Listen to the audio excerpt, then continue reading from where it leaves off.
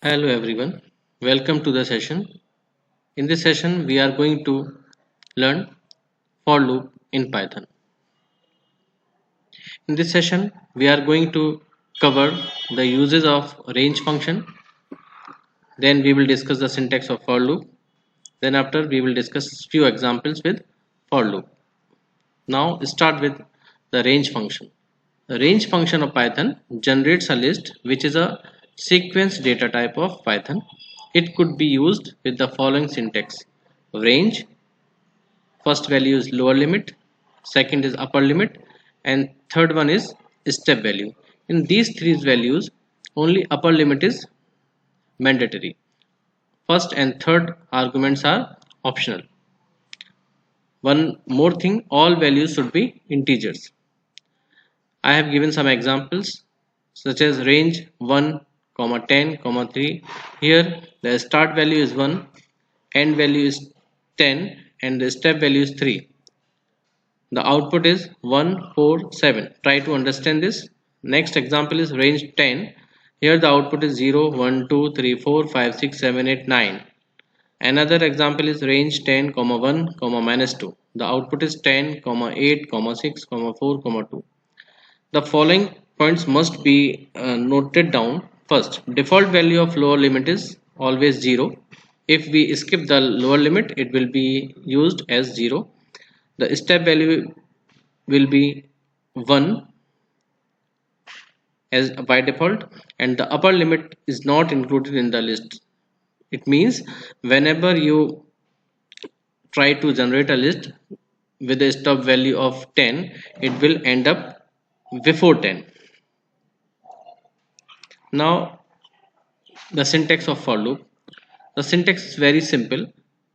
For variable in sequence, and we will use semicolon, and in indentation we will write statements that are to be repeated. Here the sequence may be any sequence of Python, for example list, tuple, string, etc. And statements to be repeated must be written under proper indentation. Now here are some examples of for loop.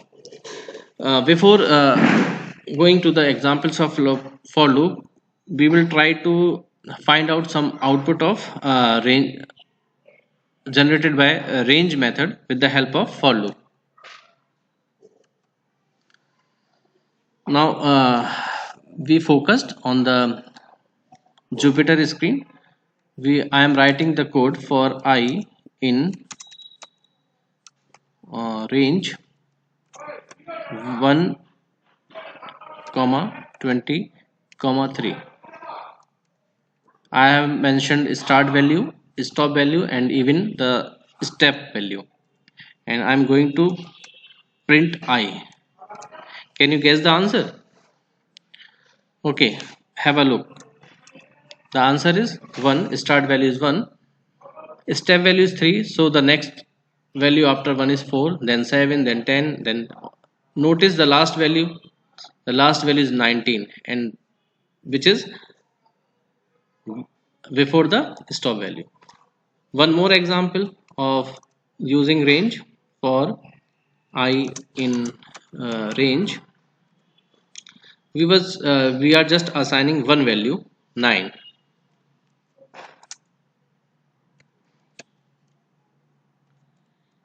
Here you can understand what is the default value of start and what will be the default value of step.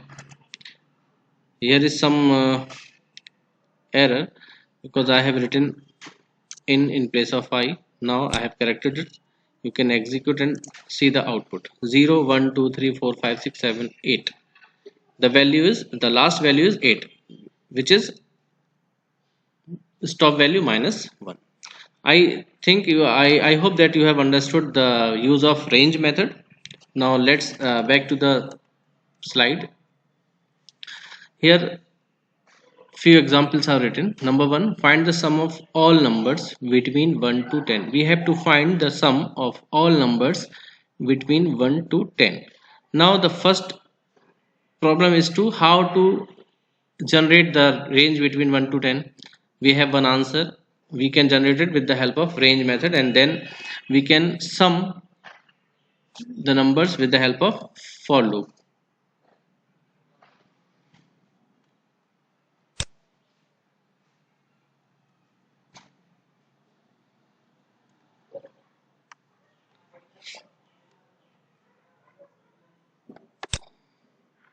Let's try this on Jupyter.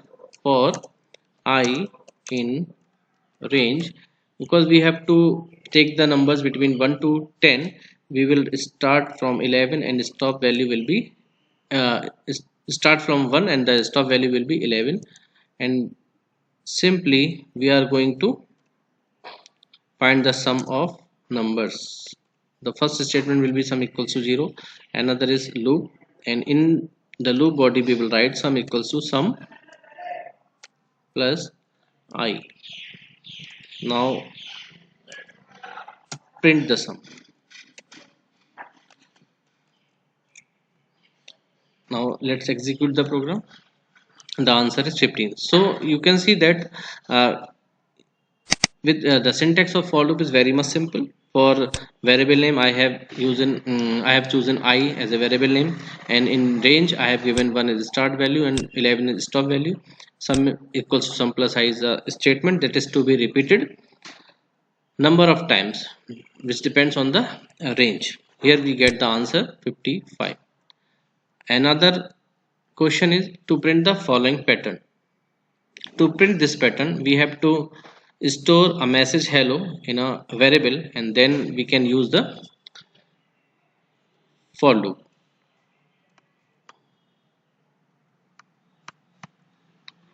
Okay, now we try the example. For first of all, we will store the message hello in a variable, means in a string variable, then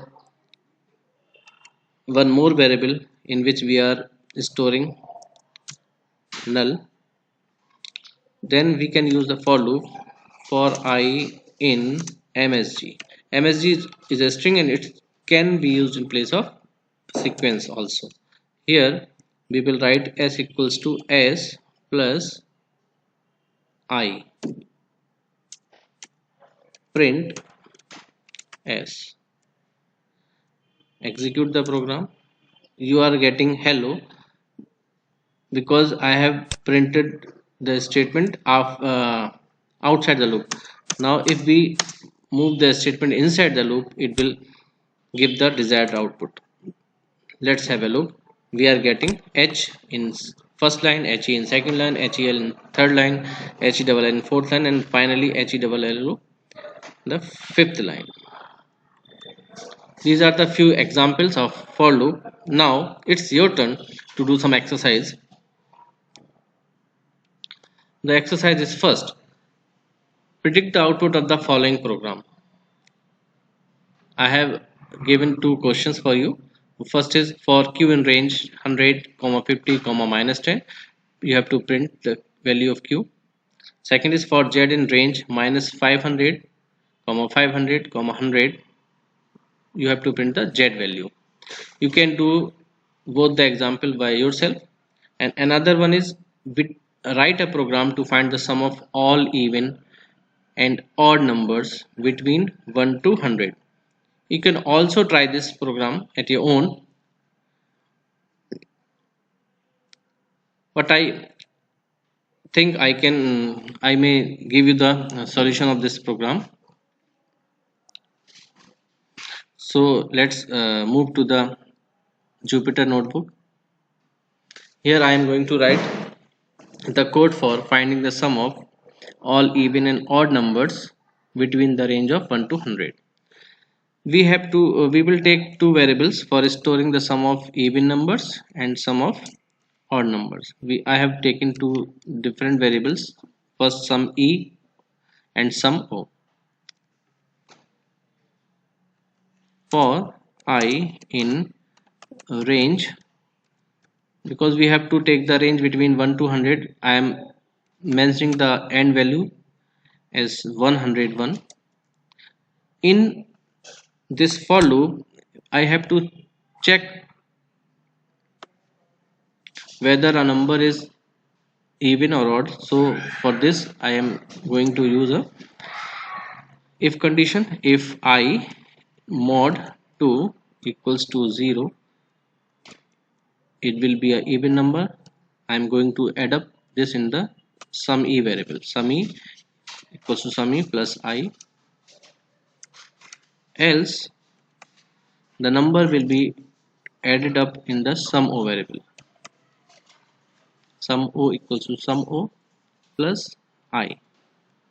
Finally, print the sum of even numbers is sum e, and print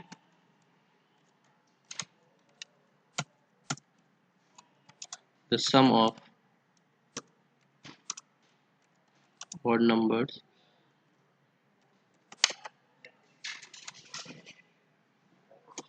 is sum. Finally, we got the answer. The sum of even numbers between the range 1 and 100 is 2550, and the sum of odd numbers is 2500. So, with this reflection spot, this session is has come to an end. So, I hope you have understood the concept of for loop in Python. Thank you.